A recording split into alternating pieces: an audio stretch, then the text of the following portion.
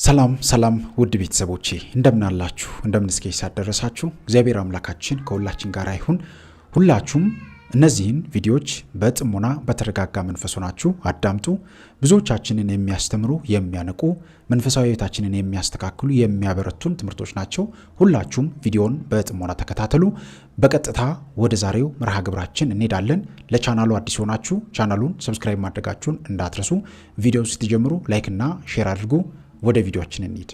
የዝሙት መንፈስ በውስጣችን ለመኖሩ ምልክቱ አንደኛ ያንቀሸቅሻል። ሰዎች አንድ ነገር እስኪያደርጉት ድረስ በጣም ያንቀሸቅሻቸዋል። ካደረጉት በኋላ ደግሞ ጸጸት በውስጥ በኩል እንዲፈጠር ያደርጋል። ስለዚህ የዝሙት መንፈስ ስራው ምንድነው?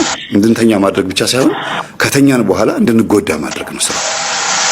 ሁለተኛ የዝሙት መንፈስ መኖሩ ምልክቱ አጠገባችን ላሉ ሰዎች የምናሳየው ባህሪ ይለያያል። አንድ አይነት ባህሪ አናሳይም። ባህሪያችን ይቀያየራል። ለምሳሌ ለሚስቱ የሚያሳየው ባህሪ፣ ለልጆቹ የሚያሳየው ባህሪ፣ ሚስትም ሴትም ከሆነች የዝሙት መንፈስ ካለባት ለባሏና ለልጆቿ የምታሳየው ባህሪና በዝሙት ለወደቀችበት ቦታ የምታሳየው ባህሪ ይለያያል።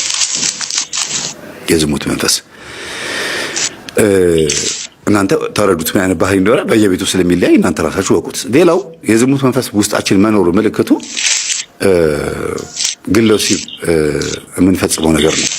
ግለወሲብ አይነ ጥላ ምንም እንኳን የምታስፈጽም ቢሆንም ሴቶችም ወንዶችም ግለወሲብ የሚፈጽሙት ያንን ስሜት ለማስተናገድ ነው። ያንን ስሜት እንደ ሱስ ታደርገዋለች። እንደ ሱስ በዕለት በዕለት ሰው የሚበላው ሱስ ሆኖበት ብቻ አይደለም፣ የግድ የህይወቱ አንድ አካል ስለሆነበት ነው። ካልበላ ስለማይኖር ነው። ዝሙት ካልፈጸመ እንደማይኖር አድርጎ ይስልበታል ማለት ነው። ልክ እንደ ምግብ ማለት ነው። ዝሙት ካልፈጸመ ደስ እንዳይለው አድርጎ ይሰራበታል ወይም ይሰራባታል የመንፈሱ ማለት ነውና ይሄንን ስሜት የምታስተናግዱ ከሆነ ከዚህ ስሜት መላቀቅ ካቃታችሁ መንፈሱ አለ ማለት ነው። ሀቢት ወይም ድግግሞሹ ተርኒንግ ፖይንቱ እዛው ላይ የሚጥላችሁ ከሆነ አሁንም እንድታርጉት የሚጋብዛችሁ ከሆነ በትክክል መንፈሱ አለ። እሺ ይሄ መንፈስ ስታውቁበትና ስትነቁበት ስልቱን እንዴት ይቀይራል? አንደኛ ያገባችሁ ከሆናችሁ አንቺ እየሰገድሽ እየጸለይሽ ይሄ መንፈስ ለማስወገድ ወይም ደግሞ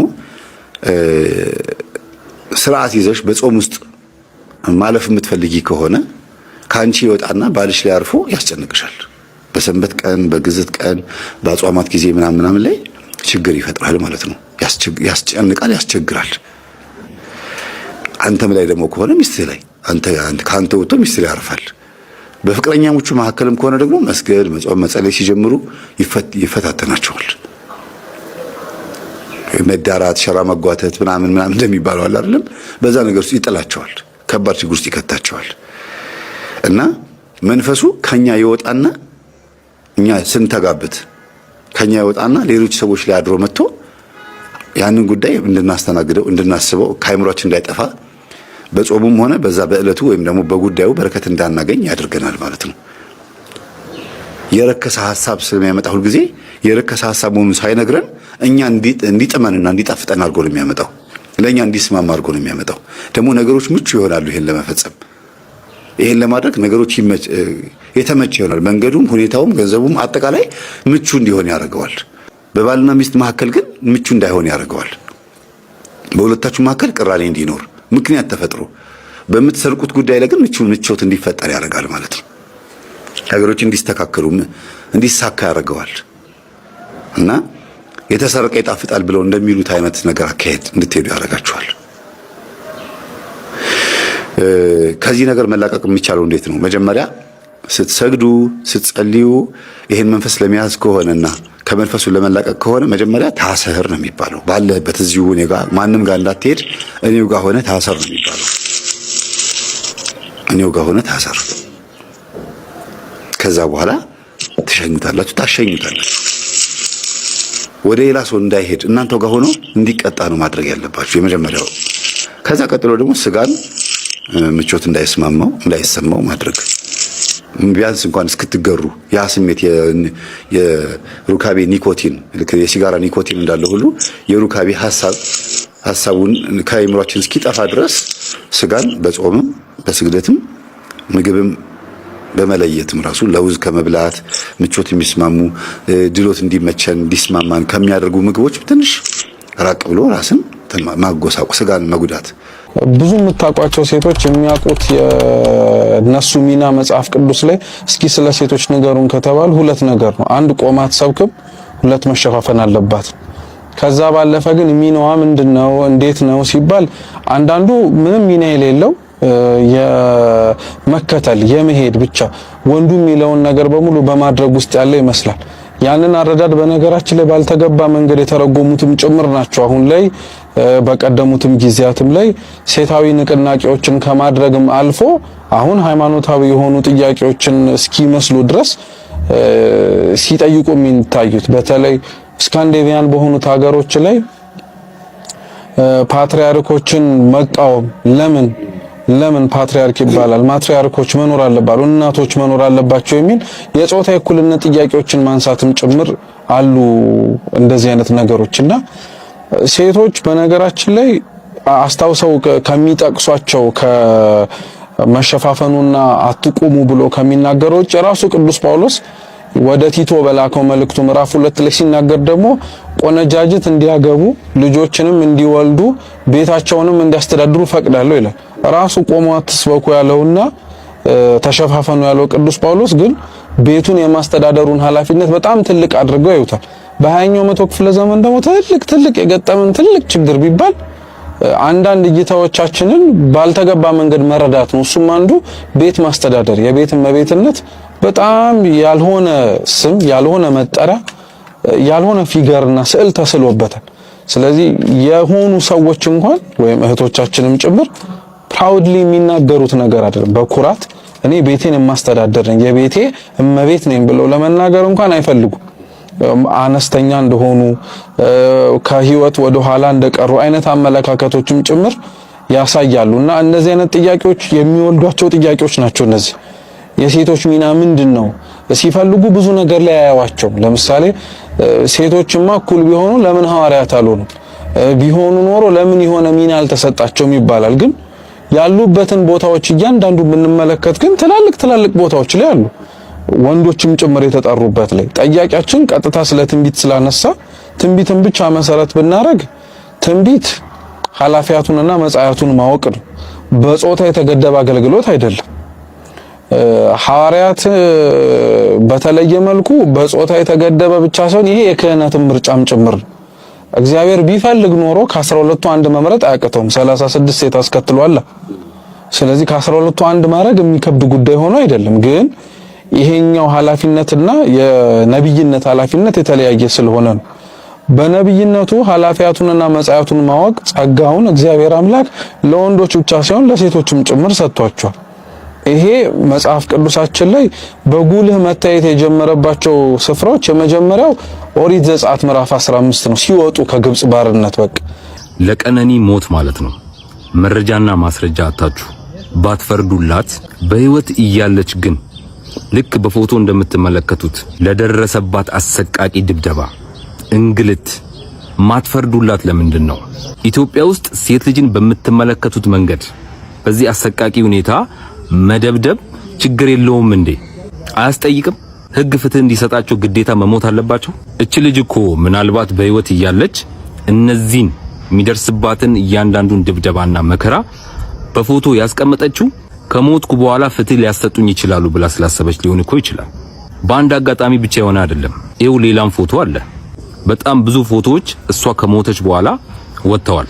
በተለያየ አጋጣሚ ስትደበደብ ነበረ፣ እንደ አህያ ስትረገጥ ነበረ።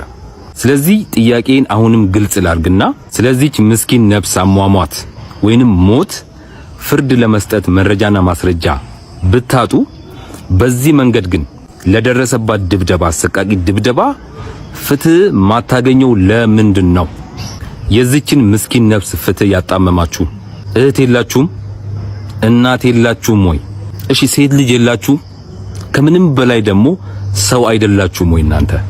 ስለዚህ አሁንም ደግሜ እላለሁ ለቀነኒ ሞት ማስረጃ አታችሁ ወይንም መረጃ አታችሁ ፍትህ ባሰጡ በዚህ መንገድ ግን ለደረሰባት በህይወት እያለች ለደረሰባት አሰቃቂ ድብደባ ከአንድም 2-3 በላይ የፎቶ ማስረጃዎች እያሉ ለምንድነው ለደረሰባት አሰቃቂ ድብደባ ፍትህ የማትሰጧት? እቺ ልጅ ፍትህ እንዳታገኝ ማትፈልጉ እስካልሆነ ድረስ እነዚህን በቂ ማስረጃዎች ተጠቅማችሁ ይሄንን አሰቃቂ ድብደባ ያደረሰባት ግለሰብ ላይ ማንንም ይሁን ማን ማለት ነው ልትቀጡት ግድ ይላል። ይሄ ጥያቄ የኛም ጥያቄ ነው ብላችሁ የምታምኑ እባካችሁን ይሄንን ቪዲዮ ሼር፣ ላይክ፣ ሪፖስት ያደረጋችሁ ለሚመለከታችሁ አካላት አድርሱ። ለሞቷ ማስረጃ አጣችሁን በል። በዚህ ልክ ግን ለደረሰባት አሰቃቂ ድብደባ ከነዚህ ፎቶዎች ሌላ ምን አይነት ማስረጃ ብትጠብቁ ነው ለዚች ልጅ ፍትህ ማሰጡት? አድርሱልኝ። አመሰግናለሁ። ዲያቆን የሆነ ሰው ድንግል ያልሆነችን ሴት ቢያገባ ድቁናው ይፈርሳል። እነሱ ሁለቱ ከተዋደዱና ከተፋቀሩ እሱ ስነ ምግባሯን ወዶ ድንግልና እንዳልሆነች እያወቀ ቢያገባት ለሱ ኃጢአት ወይም እርኩሰት ይሆንበታል? በማርያም መልሱልኝ። በቅርቡ ሊጋቡ ከሆነቹ ልጅ ጥያቄ መጥቶልኝ ነው ይላል። ድንግልና የሌላትን ማግባት ይችላል፣ ግን ድንግልና የሌላትን ካገባ በድቁና መቀጠል አይችልም።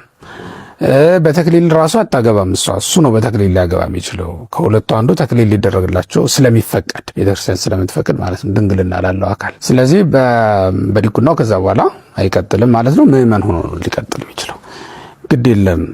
ስነ ምግባሯን ወድጀዋለሁ፣ ሃይማኖቷን አምኜ ወድጀዋለሁ፣ ተመችቶኛል። ስለዚህ ምዕመን ሆኜ እቀጥላለሁ ብሎ ካሰበ ሊያደርገው ይችላል። በተክሊልም ቢያገባ በምዕመንነት ነው የሚቀጥለው ማለት? አዎ በምዕመንነት ነው የሚቀጥለው። ምክንያቱም ከዛ በኋላ ሚስቱ እሷ ናት፣ ድንግል ሴት አይደለም ያገባውና በዲቁና ማድረግ እንዲቀጥል የምታደርገው አይደለች። ድንግልና የክህነቱ ግማሽ አካል ነው ማለት ነው፣ ከሱ ድንግልና በተጨማሪ ማለት ነው። በቃ አስፈላጊ ከሆኑ ነገሮች አንዱ እሱ ነው። ዲያቆን በመጀመሪያ በድንግልና ሆኖ ይሾማል፣ በንጽህና ሆኖ ይሾማል። ሲቀጥል ደግሞ በንጽህና በድንግልና የኖረች ሴት ሚስት ልትኖር ይገባል የሚል ነው። በጣም መልካም። ሶስተኛ ጥያቄ አት በረከት በርሄ በሚል መጠሪያ ያለው አድማጭ ተመልካቾቻችን ናቸው ያደረሱን። ቃለ ሕይወት ያሰማልን። ጥያቄ ነበረኝ። ካህናት ዘፈን በበዛበት ወይም ቤተ ምዝፋን ሁለተኛ ሚስት የማያገባ የጦር መሳሪያ የማይዙ ወዘተ መሆን አለባቸው ተብሎ ተገለጹ። ነገር ግን ሚስቱ የፈታ ሁለተኛ ሚስት ሲያገባ ካህናት መገኘት የለባቸውም ማለት አልገባኝም። ቢብራራልን ጥሩ ነው። አመሰግናለሁ። በጣም ጥሩ ትምህርት ነው እየወሰድን ነው። በየሳምንቱ በናፍቆት ከምጠብቀው ትምህርት አንዱ ነው። እናመሰግናለን መምህራችን ብለዋል። መልካም ነው። እኛም እናመሰግናለን ስለተከታተሉን። ምንድነው ሁለት ሚስት በሚያገባ ሰው ሰርግ ላይ ሊገኙ አይገባም የተባለው ምንድነው? ከቤተክርስቲያን የወጣ ስለሆነ ነው። በቤተ ክርስቲያን ስርዓት አሁን ምንድነው ሁለት ሚስት የሚለው ሁለት አይነት ነገር ነው ያለው። አንደኛ ሁለተኛ ሚስት የሚያገባል ሚስቱ በህይወት እያለች ማለት ነው፣ እሱ ነው። ሁለተኛ ደግሞ ያችኑ ሚስቱን እንኳን የፈታ ቢሆንም ሁለተኛይቱን ለማግባት በቤተ ክርስቲያን ስርዓት ወይም ደግሞ በቤተ ክርስቲያን በፈቀደችው መንገድ ሳይሆን በራሱ ፈቃድ የሚወስን አለ። እንደዛ አይነት ሰርግ ላይ ነው አይገኙም የተባለው እና በዚህ መልኩ እንዲረዱት ብዬ ነው። በቤተክርስቲያን ከሆነ ሁለተኛ ሚስቱንም በስጋው ደግሞ የሚያገባ ከሆነ ይቻላል። እሱማ ይችላል። ያለ ካህን እንዴት ያገባታል? በቤተክርስቲያን ስርዓት ሊያገባት አይችልም።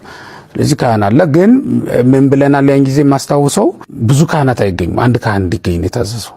ብዙ ካህናት እንዲገኙ የሚታዘዘው ተክሊል ላይ ነው። አንድ ካህን ጸሎተ ንስሐ የሚደግም ፍትሐ ዘወልድ የሚደግምላቸው አንድ ካህን ብቻ ይገኝ ብለን የተናገረ። ዛሬ መጽሐፍ ቅዱስ ለማንበብ ቅዱሳት መጻሕፍት ለማንበብ አይናችን አስር ያለቅሳል። አይናችን ያለቅሳል። ቲክቶኩን ለማየት ወሬውን ለማየት ግን አይናችን በጣም ይንቀለቀላል። እግዚአብሔር አይናችን ይፈውስልን። በእውነት በጣም የታደሉት እንደነ ጊዮርጊስ እንደነ ተክለ ሃይማኖት እንደነ ገብረ መንፈስ ቅዱስ ያሉ አባቶቻችን እንደነ ቅድስት አርሴማ ያሉ እህቶቻችን እናቶቻችን አይደለም የውጭ አይናቸው የውስጣቸው አይናቸው ተከፈተላቸው። የምን አይናቸው? 7 አይኖች አሉ። የሚገርም እኮ ነው። የኛ እንኳን 7ቱም በርቶ እግዚአብሔርን ሊያይ 2ቱም እንኳን ጌታን ለማየት ተስኖታል። ስንት አይኖች አሉ? 7። በዘካርያስ 3 ላይ 9 ላይ በአንድ ድንጋይ ላይ 7 አይኖች አሉ ይላል። ስንት አይኖች አሉ? እነዚህ ረቂቃን አይኖች ናቸው። እግዚአብሔር ፈቅዶ አቤት እነዚህ አይኖች ቢከፈቱልን መላእክትን ማየት እንችላለን። ድንግል ማርያምን ማየት እንችላለን። የእግዚአብሔርን ወዳጆች ማየት እንችላለን። በግዙፍ አይናችን ግዙፉን እንደምናይ ረቂቅ አይናችን ሲከፈት ደግሞ ረቂቁን ዓለም እናያለን። ለዚህ ነው በጌታ ቅዳሴ አቤቱ አሉ ካህኑ ለአዕይንተ ልቡናችን ውሳጣዊ ብርሃንን ስጥ። ምን አይነት ብርሃንን ስጥ? ይሄ ብርሃን ግዙፉን ያሳየናል። ረቂቁን ብርሃን ደግሞ እግዚአብሔር ከሰጠን ረቂቁን ዓለም ምን ይለናል? ያሳየናል። መላእክትን ማየት የማንችለው ለምንድን ነው? ለምን ይመስላችኋል? መላእክትን ያያችኋላችሁ ከጥንት ብንችል አይናችን ሲከፈት ነው። ይሄኛው አይን አይደለም ያልኩት፣ የውስጥ አይን። የምን አይን? ድገሙት እስቲ። በኦሪት ዘኍልቍ ምዕራፍ 22 ቁጥር 31 ላይ እግዚአብሔር የበለዓምን አይኖች ከፈተ ይላል። መልአኩ ፊት ለፊት ከአህያዋ ፊት ቆሟል። እሱ እስራኤልን ለመርገም ይሄዳል። የእግዚአብሔር መልአክን አይታ ፈራች። እሱ ደግሞ ይደበድባታል። በኋላ ድምፅ አሰማች። ለምን ትመታኛለህ አለችው። ወዲያው በገደልኩሽ ነበር አላት። ምኑን? አህያውን። ተሽላ አይኗ የአህያው አይን ተሽላ መልአኩን ተመልክታለች። ዛሬ ቅዱሳን መላእክትን ክብር ማየት ያልቻሉ ብዙ ሐሳውያን አሉ። ተመልከቱ፣ አህያዋ እንኳን ተሽላለች ለመልአኩ ክብር ማለት ነው። አይኗ ተከፍቷል። ወዲያው እግዚአብሔር የበለዓምን አይኖች ከፈተ ይላል። የእግዚአብሔር መልአክ የተመዘዘ ሰይፍ ይዞ አየ፣ ሰገደ፣ በግንባሩም ወደቀ ይላል። ለቅዱሳን መላእክት ስግደት ይገባል። ምኑ ስለተከፈተ ነው? ምኑ? አይኑ። ይሄ እንግዲህ የውስጥ አይን ነው። የምን አይን ነው? በቃ ይሄን አይናችሁን እግዚአብሔር ካበራላችሁ እመቤታችንን ታያታላችሁ፣ ቅዱስ ሚካኤልን ታያላችሁ፣ ጊዮርጊስን ታያላችሁ። ምን የማይታየን ነገር አለ? ብቻ እንደተጨፈነ ነው። አሁንም እንደው ሌላው በሁለተኛ ነገሥት ምዕራፍ 6 ቁጥር 17 ላይ የኤልሳ የተባለ የእግዚአብሔር ነቢይ አለ። በጣም ስለበቃ ኢየሩሳሌም ተቀምጦ ሶሪያ ቤተ መንግስት የሚመከረውን ምክር ይሰማል። አቤት ጸጋው! ለእስራኤሉ ንጉሥ ይነግረዋል። አደጋ ጣዮች ይመጣሉ ይለዋል፣ ይከሽፍበታል። ማን ነው ምክራችንን የሚያጠፋው? ኧረ ኤልሳ የተባለ ነቢይ ነው። ቆይ እሱንማ አስይዘዋለሁ ብሎ ወታደሮች ላከ። ወዲያው ደቀ መዝሙሩ ሲወጣ ብዙ የሶሪያ ወታደሮች ከበዋቸዋል። ኧረ ወታደሮች አሉ አለው። አይዞ እነሱ ጋር ካሉት እኛ ጋር ያሉት ይበልጣሉ አለው። መረዳት አልቻለም እና ኤልሳ ምን ይላል? አቤቱ ያይ ዘንድ አይኖቹን ግለጥ ብሎ ጸለየ። እግዚአብሔርም የብላቴናውን አይኖች ገለጠ። እነሆ በኤልሳ ዙሪያ ያሉ የእሳት ፈረሶችና ሰረገሎች መልተውት ነበር ይላል። ኦርቶዶክሳዊ ከሆናችሁ ለትውልድ ለታናናሾቻችሁ ለልጆቻችሁ የምትጨነቁ ከሆነ ይሄ ቪዲዮ ለሚሊዮኖች እንዲደርስ እፈልጋለሁ። አዳምጡት። አለዚያ ካይ ማተብ አለኝ ነው ሊቃል ለምን ከተባለ አንደኛ የጉዳይ ነገር የለም፣ ሁለተኛ ደግሞ ጥቅም አለው። ወንጌል ለምሰብከው ታርጌት ግሩፔ ይህን ሲያይ ጆሮ ይሰጣል፣ በደንብ ነው የሚሰጠው። እሱን ደግሞ አይቼዋለሁ። በአገልግሎቱን ፍሬ ከጌታ በታች አንተ ነው የምትለካው አይደል? ታርጌትን ታያለህ፣ ምን ያህል ፍሬ እያፈራው ነው ብለህ የምታየው አንተ ነህ። ስለዚህ በዚህ አይነት መንገድ መሄዱ ለኛ በጣም እጅግ አትራፊ ሆኗል። እንግዲህ እንደሰማችሁት ነው። ታርጌት ግሩፕ አለኝ። ያ ታርጌት ግሩፕ ምን አይነት ነው? አንገቱ ላይ ማህተብ የሚያስር ያንን ታርጌት ግሩፕ በደንብ አድርጌ ለማሳሳት የምጠቀመው ይሄንን ክር ነው። ይሄንን አድርጌ የምናገር ከሆነ ብዙዎች ያምኑኛል፣ ይሄን ያደረጉ ሰዎች ያምኑኛልና አሳስታችኋለሁ እያለ ነው። በሌላ አባባል ከመጀመሪያው እንግዲህ ውሸት ያለበት ወንጌል እኛ አናቅም፣ ተጭበርብሮ የሚሰበክ ወንጌል አናቅም። ማንነትህን ጴንጤ መሆንህን መናፍቅ መሆንህን ካመንክ ይሄ ክር ላንተ እንደማይገባ ካወቅ አውልቀ እውነተኛ ማንነትህን ገልጠ ማስተማር ትችል ነበር። ምክንያቱም እሱን ማንም ስለማይከለክል ማለት ነው። አንተ ግን ምን አደረግ? ይሄንን አድርገህ እያጭበረበርክ ትውልዱን ወደ ጨለማ ወደ ሲኦል ለመውሰድ ቆርጥ የተነሳ ሰው ነህ። እንግዲህ ይህንን ነገር በአፍን የተናገርከው ይህንን ግሩፕ ነው ታርጌት ማድረገው ብለህ። በጣም የሚያሳዝነው ክርስቲያኖች የክርስቶስን አምላክነት የማይቀበሉ በሚሊዮን የሚቆጠሩ ሰዎች ኢትዮጵያ ውስጥ አሉ። እነዛን ግሩፖች ለምን ታርጌት አያደርግም? ምክንያቱም እዚች ቤተክርስቲያን ላይ እውነተኛው ክርስቶስ ስላለ ያንን ከትውልድ ላይ የማጥፋት ፕሮግራም ስለሆነ ያላቸው።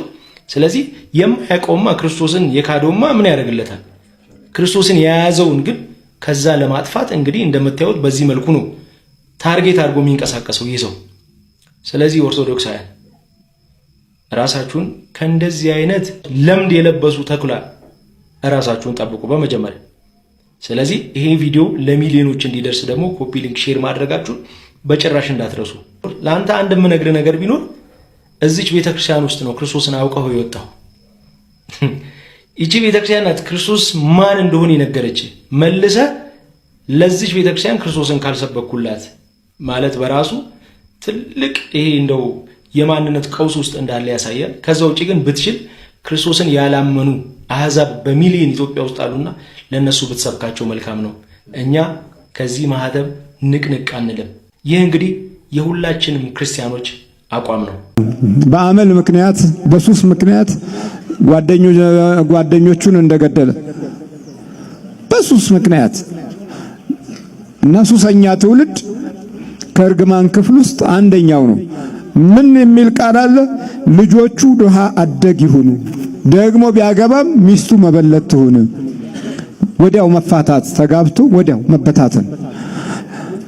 በዓለማችን ውስጥ ብዙ ክፍል ላይ ብዙ ቤተሰብ ውስጥ ያለው ፍቺ ተጠናክሮ የምናየው ከእርግማን ክፍል ጋር የተያያዘ ነው። በቃ ልጆችም ቤተሰብም ብትንትኑና ምንቅርቅሩ ወጥቶ በመንፈሳዊ ሞራልና በአምልኮት ውስጥ የማደግና የመወለድ ህጎች ተቋርጠው ዲያብሎስ እንደ ልቡ የራሱን የጥፋት ኃይል ለመስራት እድልና አጋጣሚ ያገኘው አንደኛውና ትልቁ በህይወት ውስጥ ባለ እና በእርግማን ውስጥ በተላለፈ ድህነት ውስጥ ነው።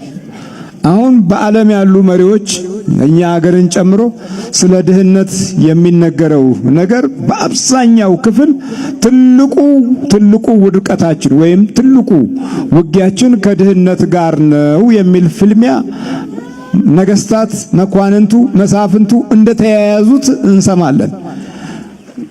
እርግማን ካለ ታዲያ እንዴት ይሆናል? የእርግማን መንፈስ ትውልዱን ከያዘው ምን ይሆን?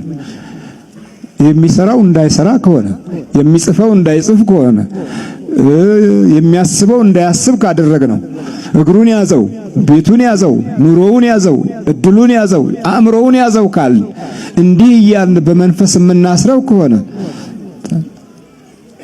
ልጆቹ ድሃ አደግ ይሁኑ፣ ሚስቶቻቸውም መበለት ይሁኑ። እርግማን ነው አይደለም? በእኛ ደርሷል አልደረሰም? ታዲያ ይሄ መቀደስ ነው?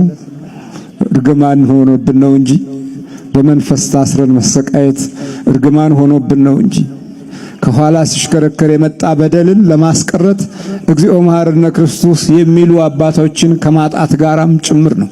በደል የዘመናችን ኑሮ እስኪሆን ድረስ የዘመናችን የጊዜያችን ሀብት እስኪሆን ድረስ የምንፈተነው። ስለዚህ ልጆቹ ድሃ አደግ ይሁኑ፣ ሚስቱም መበለት ትሁን። ተምሮ ምንም የማይሰራ ተምሮ ምንም የማያስብ ተመርቆ ምንም የማያደርግ ታዲያ ምንድነው? ልጆቹ ድሃ አደግ ይሁኑ፣ ሚስቱም መበለት ትሁን፣ ብቸኛ ትሁን። ብቸኛ ተጋብተው ብቸኛ የሆኑ አሉ እኮ፣ ባለመደማመጥ ባለመስማማት ተወልደው ልጅ አልባ የሆኑ አሉ እኮ። አሁን ልጆች ወልደዋል፣ ግን ልጅ አልባ የሆኑ እናቶች አሉ። ልጅ አልባ እያለ የሌላቸው እያዩአቸው ምንም ወገናዊነት የማይሰማቸው ድሃ አደግ ይሁኑ። ለምን? ተምሮ ምን ብሎ አመለኛ ነዋ። ሱሱን ይጦራል። አየህ፣ ድሃ አደግ ማለት እኮ እንደዛ ነው። ሱሱን ይጦራል። የሲጋራ ሱስ አለበት። እናቱ ግን እዚህ ሽሮና በርበሬ የምትገዛበት የለም። የጫት ሱስ አለበት። ቤተሰቡን የሚያግዝበት አቅምና ጉልበት የለውም። ልጆቹም ምን ይሁኑ ታዲያ? ድሃ አደግ ይሁኑ። እርግማን 4 ሁል ጊዜ የሚሰደድ ትውልድ። በዚሁ ምዕራፍ ላይ ልጆቹም ተናውጠው ይቅበዝበዙ፣ ይለምኑም፣ ከስፍራቸውም ይባረሩ ይላል። በዚሁ መጽሐፍ ላይ ስትጸልዩት የምታገኙት ልጆቹም ተናውጠው ይቅበዝበዙ፣ ይለምኑም፣ ከስፍራቸውም ይባረሩ። ቦታ የላቸውም፣ ማረፊያ የላቸውም፣ መኖሪያ የላቸውም። መቅበዝበዝ ነው፣ መሮጥ ነው። ከትምህርት አንደኛውን ቢሲል አንደኛውን ቢሲል አንደኛው የሙከራ እድሜ እስቲኛ ታዲያ በዛ አይነት መንገድ ውስጥ አልፈናል አላለፍንም ብለን ስናይ በመዝሙር 188 ላይ ካለው ቃል ጋራ ሁላችንም ተያይዘናል። ሁላችንም የህሊና ረፍት የለንም። መቅበዝበዝ ነው። ከሀገር ውጪ ወጥተው መቅበዝበዝ ነው። ከሀገር መዞር መቅበዝበዝ ነው።